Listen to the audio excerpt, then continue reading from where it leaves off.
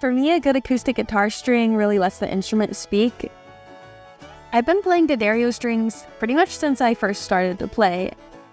I don't have to worry about them dying after one show. I just like the way they sound. So my buddy John Osborne of the Brothers Osborne, he hit me up and he told me about an act that he's producing, Grace Bowers. And she's a young guitarist from California who is, I've kind of seen her around Nashville. She just like, you know, one of those players that kind of suddenly shows up everywhere. She's one of those players. So John said, come over to the studio, check her out. And she's great. So we shot a rundown of her making her album over at John's studio. And I think you're really going to enjoy it. With no further ado, here's Grace Bowers.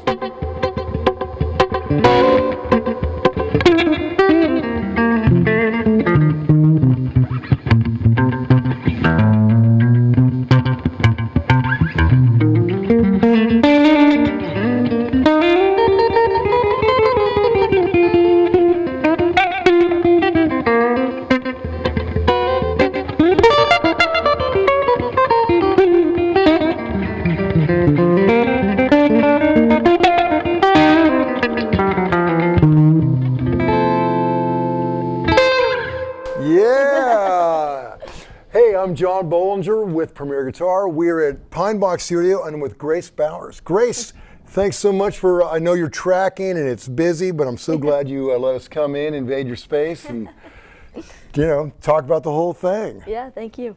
Okay, so I have only seen you play this guitar. Yeah, actually my mom bought it for me at Guitar Center when I was 9 years old. Oh, really? No.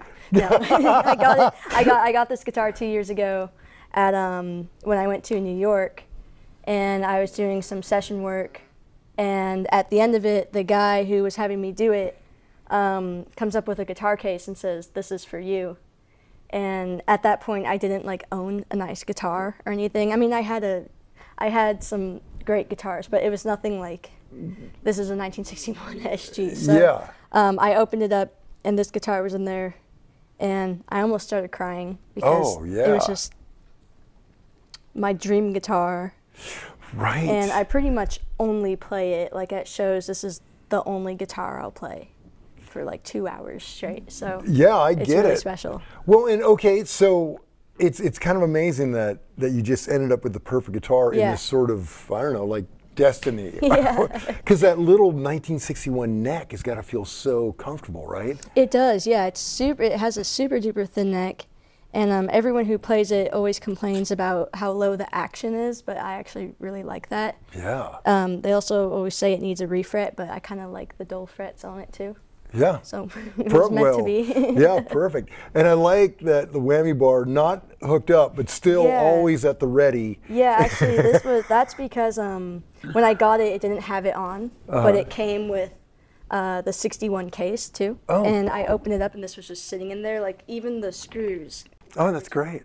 So, and then underneath it, the paint is more red than the rest of it. Love that. So it looked like kind of naked without it. So Sure. I put it back on, but I just didn't string it up because there's probably a reason someone took it off in the first place. Right, right. And you know, I mean, when you're a player that gets such, you know, vibrato and feel just with your fingers, that would. Yeah, wasn't necessary. Yeah. So all stock as far as you know, looks like? As far as I know, yeah, except for the tuners, but even the tuners look super old. So right, yeah, they look authentic. But those old ones like that do kind of disintegrate, and it's well, yeah, I don't know if you can see it on the camera, but it's like literally coming off of the neck. Yeah.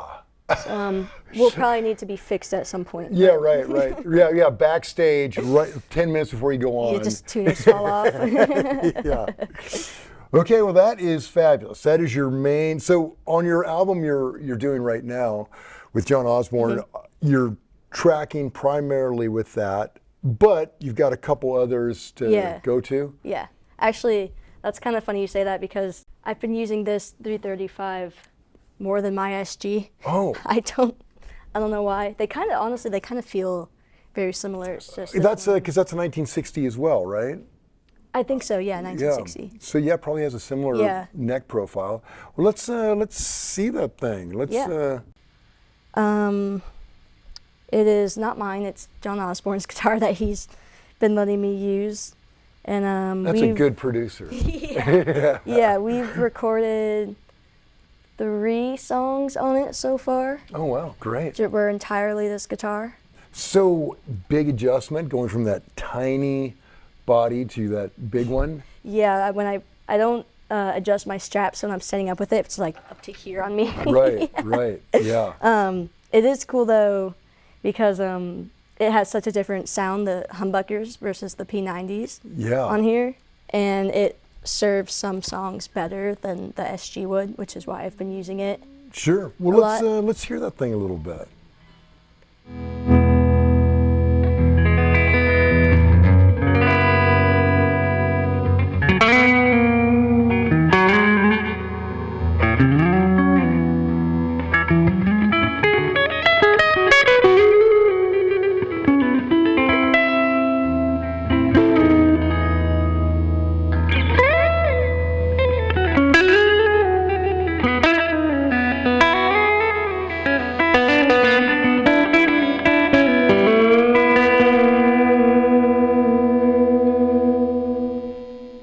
Oh, that's great. What a cool contrast, right? Yeah, for sure. So okay, so I've watched you play a lot with the pick and a lot with your fingers. Does it kind of go back and forth, or? Yeah, there's always a pick in my hand. Like even if I don't use the pick, it's always in my hand. It is a subconscious thing that happens though. Like I don't think about switching back and forth. It's kind of just something, like no one taught me that. It's kind of just something I've always done. Sure. But I do it because it gets such a different sound, like a drastic difference between the two.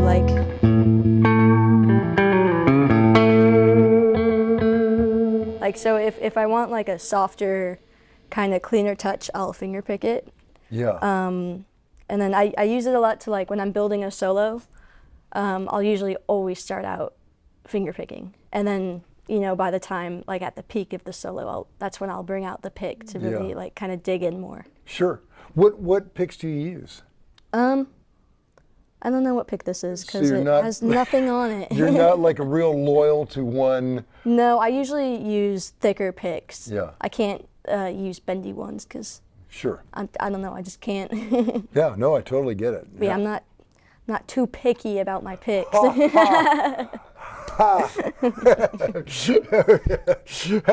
about strings? Do you have any preference on strings? I use D'Addario 10s on everything. Yeah. Standard of the industry. Yeah. That's great. I used to be really obnoxious about using 11s on everything. Yeah. And then I put 10s on my SG. I'm like, oh my God. What am I doing? Yeah, right. What was I doing? Right. Yeah, that's a workout. Yeah. Yeah, and that little SG, it just looks like it's going to fold in on itself. Yeah, well, that's great. Okay, and you've got another tracking guitar here that looks pretty cool. Can we see this thing? Yep. This little thing. Hey y'all, I'm John Bohlinger with Premier Guitar. So our rig rundowns for a long time now have been sponsored by D'Addario. And I'm thrilled to be using the D'Addario Expand Pedalboard. I've got this little guy that fits in my gig bag, and like many of you, I'm changing pedals all the time. I love having a board that can shrink as I'm shrinking my board or expand as I'm expanding it. And that's why I love the Expand pedal board. Their patented telescoping technology lets me instantly change the size of my pedals playground. It also features a unique cable management system and comes fitted with loops of Velcro, keeping everything neat and easy to swap. The 2 Expand versions comes with either 1 or 2 rows depending on your needs. So a big thanks to D'Addario. Now, let's get back to more rig rundowns.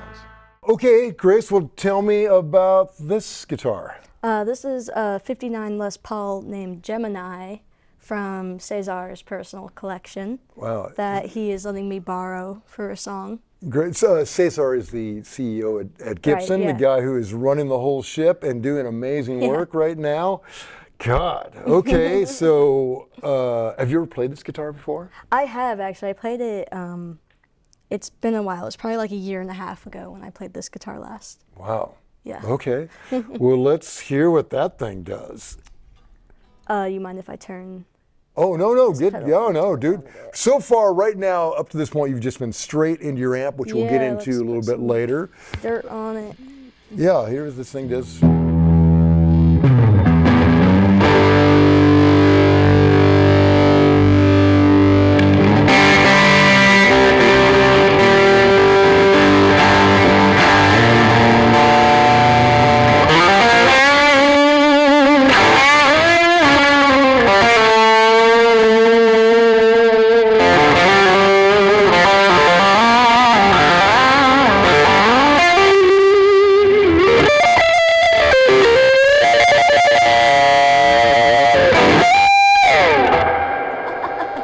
Wow. Wow. That's great. Yeah, I love it. How cool that you got friends that can, you got your own vintage guitar, but you have friends that have these other amazing ones. Golly. Yeah, it's so great. So hard to imagine that in 1959, when that thing rolled out of the factory, it was a cherry sunburst, and it just faded down to that honey colored cow. What a great guitar. Wow. Okay. So, so when you're tracking, how does it go? Do you just kind of listen to the song and think, oh, I'll try this one, or? You mean like in terms of which guitars to use? Yeah. Yeah. Well, we've played these songs live so often that like we're all pretty familiar with them. So there hasn't really been much trial and error. It's more just like I hear this guitar on it, and we're gonna use that guitar because it's gonna serve the song. But this one I did have a certain song in mind for to use, which is actually gonna use that 12 string right next to you. Oh, cool. So I feel like, because it's gonna be more of an acoustic, kind of like more Doobie Brothers, Allman Brothers vibe. So I feel like this guitar paired with that, like clean tone, this guitar. Paired with this will sound really, really great. Oh yeah, love that. Okay, so what's the story on this one, on this 12? This is I believe a 1968 Gibson 12 string, which also is not mine. It's a friend of mine who goes to Belmont had no space in his dorm for it, and was like, "Can I just leave this at your house?" I'm like, "You can absolutely leave that at my house." Right. Yeah, yeah, leave it forever. Oh, that's great. Okay, love that. Okay, and this, will there be any other acoustics on the album, or is this? Yeah, just one. Yeah. Okay. Good. And the rest are just rocking electric. Yeah, pretty much. Okay, great. Okay, now right now we're in the control room, and your amp is above us.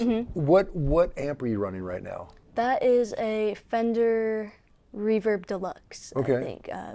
Brand new. I've had it only for a few months now. Okay. Yeah, so it's probably like the only not vintage thing I'm using. Sounds great though. Yeah, it sounds awesome. Yeah. Okay. And I mean, John's got that whole stack of stuff. Yeah. But I love that you're going with your tried and true Deluxe. Okay, that's great. And on the floor, you've got a very modest pedal board. Let's kind of go through it. What do you? Yeah. What all do you have? So I don't really know a lot about pedals. For like years, I would play, because I sit in with people in Nashville like all the time, and I never had a pedal board with me. So I would be relying on whatever amp they had up on stage. Sure.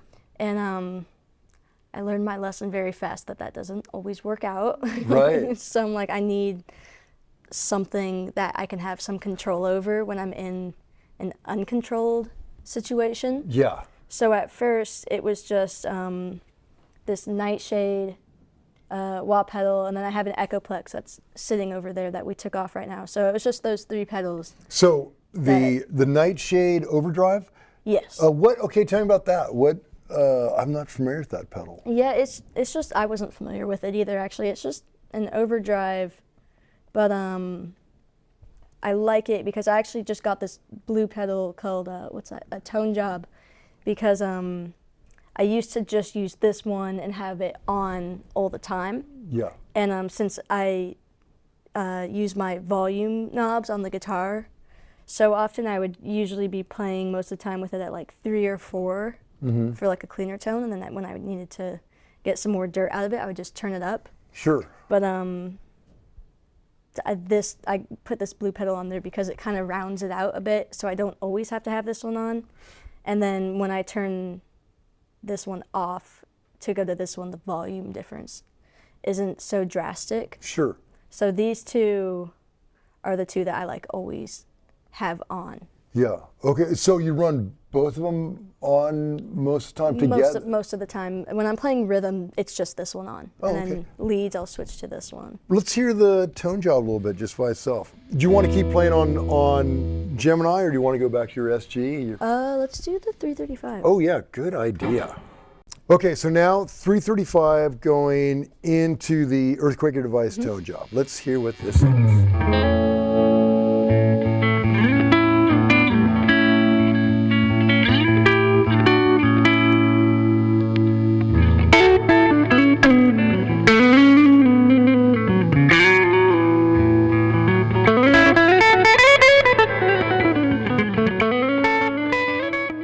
Yeah, I love it. Yeah. Very subtle. Super subtle. Honestly, if I didn't tell you I had this on, you probably wouldn't notice, but it's really just there to round out this pedal, I feel like, and volume too. Okay, well, let's hear those two. Let's hear you unleash hell with both those on at once. See what that does.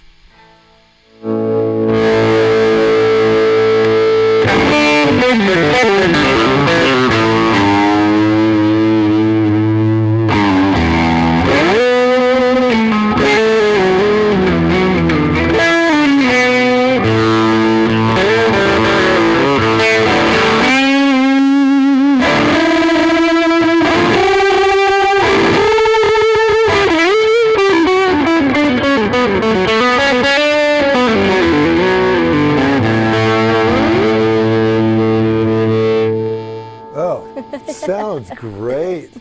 And I love this studio because you can actually hear, I mean, you're right by that amp. Yeah. It's up there, but you can kind of get that feedback going. It's not. Yeah, it's great. Yeah, so much better, you know, when your amp is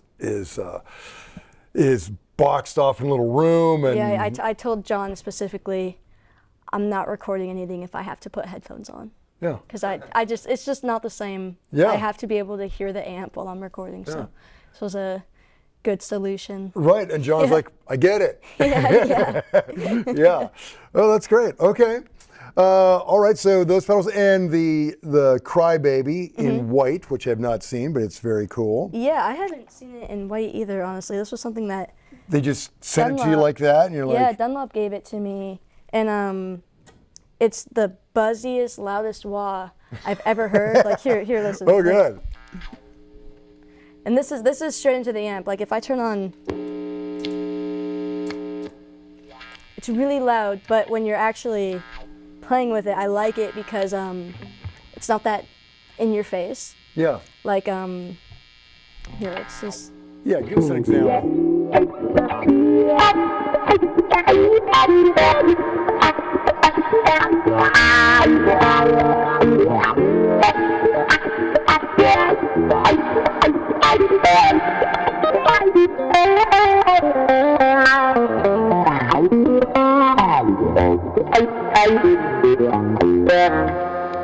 Yeah, love it. Yeah. Love it. Okay.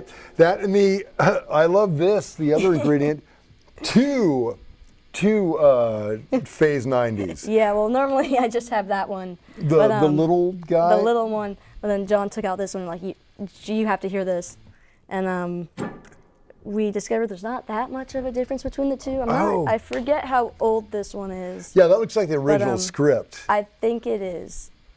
I love that. I love that you've got the vintage one, which are really expensive, and then you've got the one you could pick up at Guitar Center Yeah. for $79, and they sound the same. I mean, yeah. There's really not.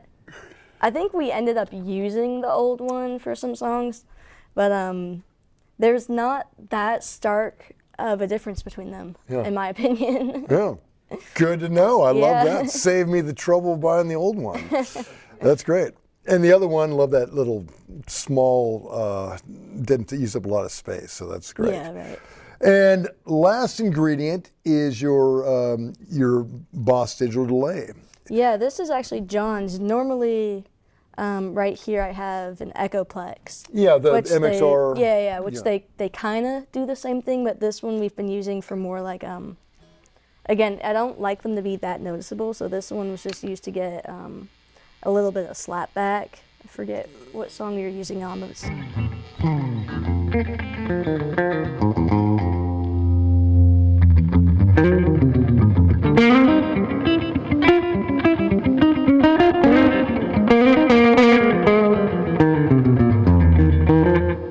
Just kind of gives it a little. Yeah, subtle, and it works great with your amp reverb. That's, yeah. So when you roll in, like on most gigs, you're carrying that board, your SG, and the Deluxe. If you bring your own or backline, roll the dice with that. Yeah. Well, that's good. I love that you're getting that much out of such little, just simple gear. Yeah. Just great guitar playing. That's awesome. You. Yeah, well, Grace, such a pleasure to meet you, and congrats on the album. I can't wait to hear it. Yeah, thank you so much. Yeah, of course. Okay, y'all, till next time. I've had, if we counted them, probably 7 bad D'Addario strings in 30 years. The reason we only stock D'Addario strings is because D'Addario strings are perfect. It's nice to be able to depend on something.